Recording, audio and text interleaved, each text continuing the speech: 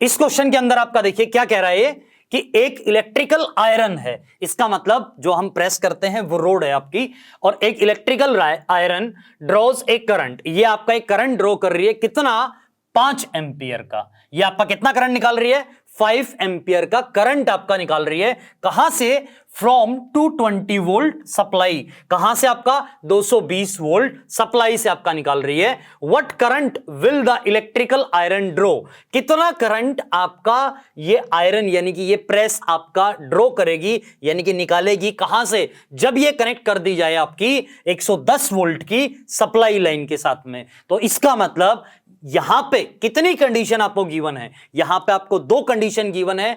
पहली कंडीशन यह है कि पहले बार आपकी जो प्रेस है यानी कि जो आयरन है उसको कनेक्ट किया गया किसके साथ में, 220 वोल्ट के साथ में, फिर इसको कनेक्ट कर दिया सेकंड कंडीशन में 110 वोल्ट के साथ में। तो दोनों कंडीशन आपकी बारी बारी से देखते हैं। तो फर्स्ट कंडीशन आपकी क्या है, गिवन आपका क्या है, पहले हम ये देखते हैं। देखो गिवन है आपका भाई, आपका करंट होगा 5 एम्पियर का, ठीक है। और कब होगा, when voltage it is equal to 220 volt, ठीक है। ये आपका गिवन है। फिर आपसे क्या निकलवाना चाह रहा है, टू फाइंड आउट, ठीक है, टू फाइंड आउट। अब आपको क्या निकालना है, करंट आपको निकालना है। कब निकालना है, जब वोल्टेज आपकी 110 वोल्ट आ जाए, जब वोल्टेज आपकी कितनी कनेक्ट हो, 110 वोल्ट के साथ में आपका कनेक्ट हो। तो इस टाइप का जो क्वेश्चन आपका होता है उसके अंदर आपको क्या करना है कि पहली वाली कंडीशन से कुछ ना कुछ निकालना है, और जो भी आपका आंसर आएगा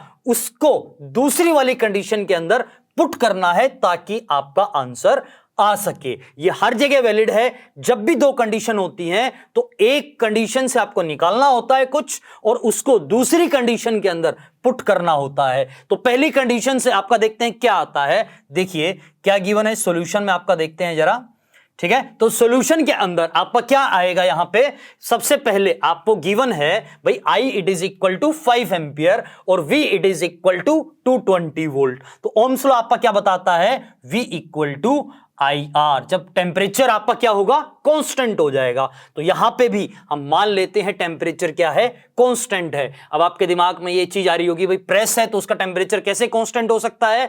तो मैंने आपको बताया अगर आपका क्वेश्चन में गिवन नहीं है टेम्परेचर के बारे में, तब तक हम उसको क्या मानते रहेंगे, कांस्टेंट ही मानते रहेंगे। क्योंकि जितने भी इलेक्ट्रिकल अप्लायंस हैं, जैसे आपकी हीटर हो गया, आपका गीजर हो गया, आपकी आयरन हो गई, ये इन सभी के अंदर टेम्परेचर आपका क्या होता जाता है, बढ़ता जाता है। इवन बल्ब आपका, फैन आपका, जितने भी आपके इलेक्ट्रिकल के इक्विपमेंट आप अपने चारों तरफ देखते हो, उन सभी के अंदर आपका टेम्परेचर क्या करता रहता है, चेंज होता रहता है। लेकिन जब तक कि क्वेश्चन में मेंशन ना हो तब तक हम टेम्परेचर को क्या मानेंगे, कांस्टेंट, यानी कि तब तक हम ओम्स लॉ को लगाते रहेंगे। तो यहां पे V इक्वल टू IR, ठीक है। अब यहां से आपका देखो V आपको गिवन है, I आपको गिवन है पहली कंडीशन से, यानी कि हम क्या निकाल सकते हैं, यहां से रेजिस्टेंस की वैल्यू निकाल सकते हैं। क्या रेजिस्टेंस की वैल्यू आएगी, this is equal to V by I, ठीक है। तो यहां से रेजिस्टेंस की कितनी वैल्यू आपकी आ गई, ये आपका 220 हो गया, डिवाइडेड बाई करंट आपका कितना है 5, और ये आपका देगा 44 ओम। तो रेजिस्टेंस की वैल्यू आपको पता चली कि 44 ओम का आपकी आयरन का रेजिस्टेंस है, ठीक है। अब इस वैल्यू को हम सेकंड कंडीशन में पुट करेंगे, कैसे, तो देखो when V it is equal to 110 volt, और रेजिस्टेंस अभी उसका क्या हो गया है, फिक्स हो गया है ना, क्योंकि उसका रेजिस्टेंस हमें पता चला आयरन का कितना रेजिस्टेंस है, 44 ओम का आपका रेजिस्टेंस है। तो यहां से इसको हम लिखेंगे 44 ओम। तब आपको बताना है भाई करंट आपका कितना हो जाएगा। तो यहां से करंट की कितनी वैल्यू आएगी, I it is equal to V by R। V की वैल्यू कितनी है आपकी 110, R की वैल्यू आपकी कितनी है 44, और यहां से आपका आंसर आएगा 2.5 एम्पियर। ये हमें पता चला यहां से, ठीक है। तो ये तो इसका मेथड हुआ आपका जो आपको परफॉर्म करना है किसमें, बोर्ड्स एग्जाम में, ठीक है। ये मेथड आपका किसके लिए है, मेथड फर्स्ट है आपका फॉर बोर्ड एग्जाम। अब हम इसमें सेकंड मेथड आपका देखते हैं। सेकंड मेथड के अकॉर्डिंग, मेथड सेकंड के अकॉर्डिंग देखो आपका क्या होता है, एक आपकी लाइन की इक्वेशन होती है जो आप हायर क्लासेस में पढ़ते हो। ये सिर्फ आपका IIT के लिए और नीट एग्जाम्स में वैलिड है, आप इसको वहां पे लगा सकते हो। तो वहां पे आपका देखो लाइन की इक्वेशन आपकी क्या होती है कि भाई y it is equal to M x plus c. ये आपका क्या है, इसका मतलब ये समझिए, जैसे आपकी मान लीजिए एक लाइन है, ठीक है। अगर आपकी लाइन यहां से स्टार्ट होती है तो इसको बोलते हैं आपका y एक्सिस, और इसको बोलते हैं आपका कौन सा एक्सिस, एक्स एक्सिस, ठीक है। इसको एक्स प्लेन और ये आपका कौन सा, वाई प्लेन। इसको 2 डायमेंशन आपका बोलते हैं। भाई हम इसको कैसे देख रहे हैं, 2 डायमेंशन में आपका देख रहे हैं, 3 डायमेंशन नहीं है, ठीक है। अगर 3 डायमेंशन होगा तो एक और एक्सिस आ जाती है इस तरफ, और उसको बोलते हैं आपकी कौन सी एक्सिस, जेड एक्सिस, ठीक है। फिलहाल आप भूल जाइए कि मैंने आपको क्या बताया, बस आप ये याद रखिए कि एक वाई एक्सिस होती है और एक आपकी कौन सी एक्सिस होती है, एक्स एक्सिस आपकी होती है। तो यहां से इस लाइन की जो इक्वेशन हो जाएगी, ये देखो y आपका क्या है, ये वाला है, ठीक है। इसको बोलते हैं y, और ये आपका क्या होता है, रिजल्टेंट होता है। किसका रिजल्टेंट होता है, इसका, ठीक है, किसका, x का। तो यहां से y it is equal to M X, ठीक है। y it is equal to क्या हो जाता है, m इंटू एक्स।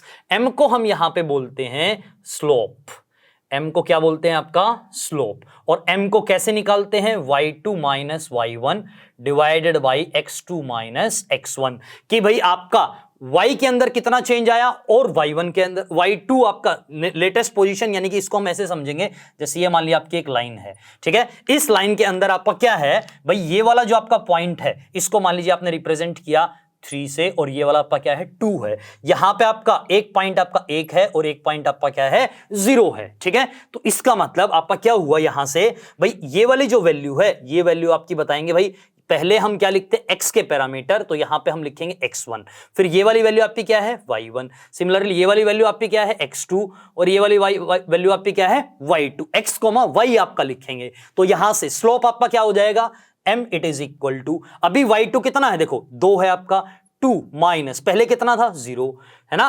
तो ये आपका y2 माइनस y1 इसके अकॉर्डिंग, और यहां पे x2 माइनस x1 लिखेंगे तो ये आपका क्या देगा, 3 माइनस 1 देगा, यानी कि स्लोप कितना हो जाएगा, 1 आपका स्लोप आ जाएगा। क्लियर है। तो ये आपको समझ में आया होगा कि स्लोप आपका कैसे निकाल देते हैं। यहां पे आपका सिंपल डेफिनेशन से मैंने आपको बताया है। अब जरा हम इसमें आगे कंसीडर करते हैं कि आगे इस क्वेश्चन से इसका क्या रिलेशन है। ये तो टोटल आपका मैथमेटिक्स का पोर्शन है, इससे आपका रिलेशन देखो कैसे है आपका फिजिक्स के अंदर। तो वो जरा देखिए, यहां पे आपको क्या गिवन है भाई, आपकी पहली कंडीशन के अंदर जब 5 एंपियर करंट था तब आपकी वोल्टेज कितनी थी, 220 वोल्ट। फिर आपको क्या निकालना था, 110 वोल्ट जब वोल्टेज है तो करंट बताइए मुझे कितना होगा, ठीक है। अब देखो यहां से क्या है आपका, अगर मान लीजिए आपकी लाइन 0 से, इसको बोलते हैं ओरिजन, 0,0 को हम क्या बोलते हैं, ओरिजन, यानी कि जहां पे दोनों x और y दोनों की वैल्यू क्या हो जाए, 0 हो जाए, उसको हम क्या बोलते हैं, आपका ओरिजन बोलते हैं। तो यहां पे आपकी वैल्यू क्या हो जाएगी, 0 आपकी वैल्यू आ जाएगी, 0,0, ठीक है। अब जहां पे 0 से लाइन आपकी शुरू होती है वहां पे लाइन की इक्वेशन चेंज हो जाती है, y इक्वल टू mx हो जाती है। अब जरा हम इसको, y को हम बोल देते हैं वोल्टेज, m आपका छोड़ दीजिए, और x को आपका बोल देते हैं करंट। तो यहां से आपने जो रिलेशन लिखा भाई v इक्वल टू क्या होता है आपका, I इंटू R आपका होता है। तो v की जगह आपका क्या है, y एक्सिस, और I आपका कहां पे है, x एक्सिस पे है, ठीक है। ये आपको दोनों पता चला। R को हम क्या बोलेंगे, स्लोप बोलेंगे, ठीक है। R को क्या बोलेंगे, आपका स्लोप आपका बोलते हैं। अब यहां से आपका देखो, यहां से हम क्या कह सकते हैं इसको, अगर आपका V is directly proportional to I है तो R आपका क्या होता है, प्रोपोर्शनलिटी कांस्टेंट होता है, यानी कि स्लोप किसी भी लाइन का क्या रहेगा, कांस्टेंट रहेगा। यानी कि आप इसको ऐसा समझिए कि जैसे अगर हम इस लाइन को यहां तक आपका इंक्रीज कर दें तब भी आपका स्लोप क्या रहेगा, ये सेम रहेगा। कैसे सेम रहेगा जरा वो देखिए। अब अगर मैं इस लाइन को यहां तक एक्सटेंड कर देता हूं, ठीक है, तो टाइम के हिसाब से यहां पे 1 3, तो यहां पे मान लीजिए 5 है, ये 0 2, यहां पे आपका 4 है, ठीक है। तो अब देखो, अब आपका स्लोप कितना हो जाएगा, 5 माइनस 1 4 हो गया, 4 माइनस 0 4 हो गया, 4/4 आपका कितना हो गया, 1 हो गया। तो अभी भी आपका स्लोप क्या रहेगा, 1 रहेगा। यानी कि आपका यहां पे रेजिस्टेंस क्या रहता है, आपका कांस्टेंट हो जाता है। तो V is directly proportional to I। तो यहां से आपका देखो, अगर वोल्टेज आपकी 220 वोल्ट है तो करंट आपका कितना है, 5 एंपियर। अगर आपका कोई कंडीशन चेंज नहीं हुई, अब इसके अंदर कोई कंडीशन चेंज नहीं हो रही, तो अगर आपकी वोल्टेज 110 कर दी तो करंट कितना हो जाएगा, करंट भी सीधा सीधा आधा ही हो जाएगा, है ना, 2.5 एम्पियर आ जाएगा। तो इस टाइप की ट्रिक आपको लगानी है। इसको अगर हम आम भाषा में समझे भाई, इसको कैसे समझा सकते हैं, तो उसको जरा आप ऐसे समझिए भाई, मान लीजिए 5 आम 25 रुपए के आते हैं, ठीक है, तो बताइए 10 आम कितने के आएंगे, तो इसका मतलब एक आम कितने का आया 5 रुपए का, तो 10 कितने के हो गए 50 रुपए के। ये इस तरीके से, ठीक है। या फिर इसमें उल्टा अगर आपको दे दे भाई 10 आम 50 रुपए के हैं, तो बताइए 5 आम कितने के होंगे, तो सीधा सीधा 10 का आधा हो गया 5, तो इसका मतलब वहां पे भी 50 का आधा हो जाएगा, कितना आपका आ जाएगा 25 आपका आ जाएगा। तो ये ऐसे ही आपका रिलेशन है और इसको हम बोलते हैं लाइन के हिसाब से आपका क्वेश्चन को सोल्व करना। मैंने इस क्वेश्चन के अंदर मैथमेटिक्स डाल दिया, तो जब भी हम मैथमेटिक्स इसके अंदर डाल देंगे तो आपका क्वेश्चन क्या हो जाता है, आसान हो जाता है। इसकी एप्लीकेशन हम जब हायर क्लासेस में जाएंगे तो हम उसमें मैथमेटिक्स भी इंट्रोड्यूस करवा के देखेंगे। फिलहाल के लिए आप इसको बस इतना ही याद रखिए कि क्वेश्चन आपका ऐसे भी हो सकता है, ठीक है।